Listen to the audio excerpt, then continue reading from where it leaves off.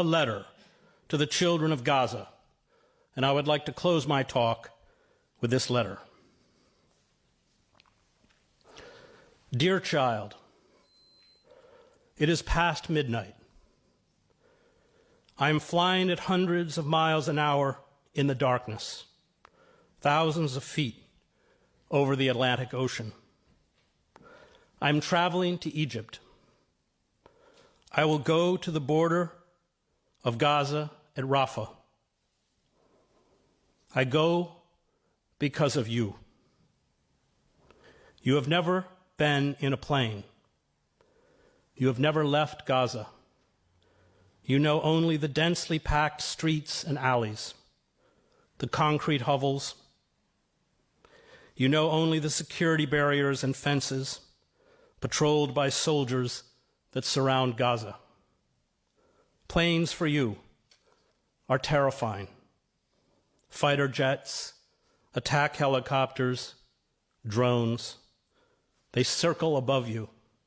They drop missiles and bombs. Deafening explosions. The ground shakes.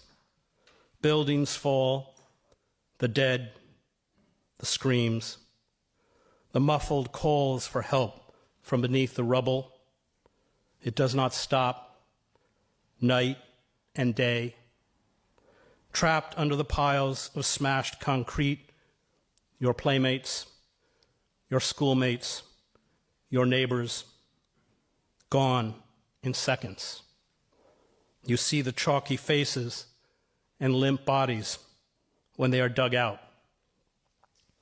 I am a reporter. It is my job to see this. You are a child. You should never see this. The stench of death, rotting corpses under the broken concrete. You hold your breath. You cover your mouth with a cloth. You walk faster. Your neighborhood has become a graveyard. All that was familiar is gone. You stare in amazement. You wonder where you are. You are afraid.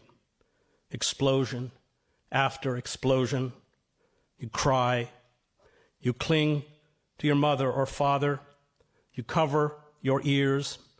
You see the white light of the missile and wait for the blast. Why do they kill children? What did you do? Why can't anyone protect you? Will you be wounded? Will you lose a leg or an arm? Will you go blind or be in a wheelchair? Why were you born? Was it for something good? Or was it for this?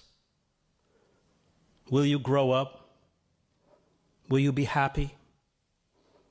What will it be like without your friends? Who will die next? Your mother? Your father? Your brothers and sisters? Someone you know will be injured soon. Someone you know will die soon. At night you lie in the dark on the cold cement floor. The phones are cut. The internet is off. You do not know what is happening. There are flashes of light. There are waves of blast concussions. There are screams. It does not stop.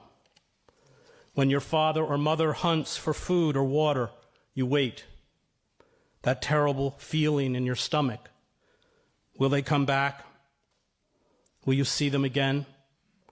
Will your tiny home be next? Will the bombs find you? Are these your last moments on earth? You drink salty, dirty water. It makes you very sick. Your stomach hurts. You are hungry. The bakeries are destroyed. There is no bread. You eat one meal a day, pasta, a cucumber. Soon, this will seem like a feast. You do not play with your soccer ball made of rags. You do not fly your kite made from old newspapers. You have seen foreign reporters. We wear flak jackets with the word press written on them. We have helmets. We have cameras. We drive jeeps. We appear after a bombing or a shooting. We sit over a coffee for a long time and talk to the adults. Then we disappear. We do not usually interview children. But I have done interviews when groups of you crowded around us, laughing, pointing, asking us to take your picture. I have been bombed by jets in Gaza. I have been bombed in other wars, wars that happened before you were born. I, too, was very, very scared. I still have dreams about it. When I see the pictures of Gaza, these wars return to me with a force of thunder and lightning. I think of you. All of us who have been to war hate war most of all because of what it does to children. I tried to tell your story.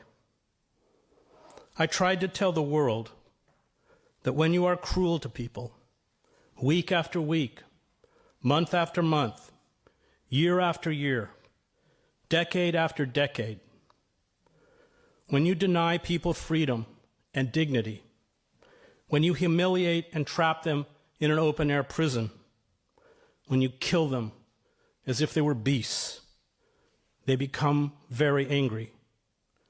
They do to others what was done to them.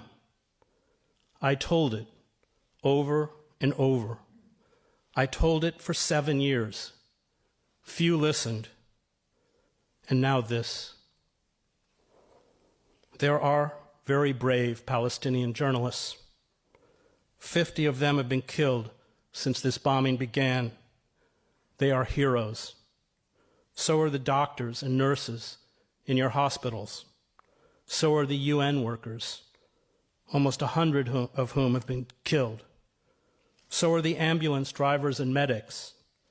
So are the rescue parties that lift up the slabs of concrete with their hands.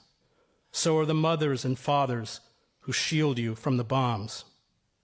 But we are not there. Not this time. We cannot get in. We are locked out. Reporters from all over the world are going to the border crossing at Rafah. We are going because we cannot watch this slaughter and do nothing.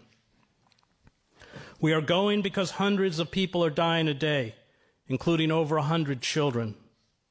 We are going because this genocide must stop.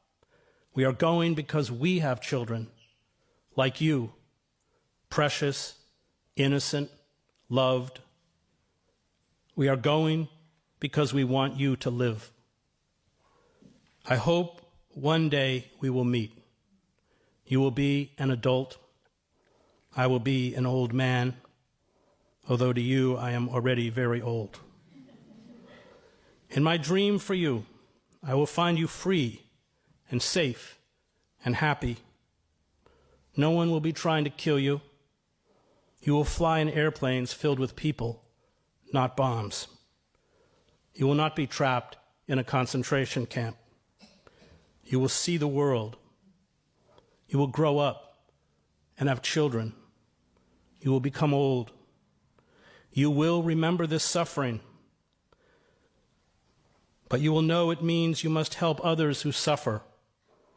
This is my hope, my prayer. We have failed you.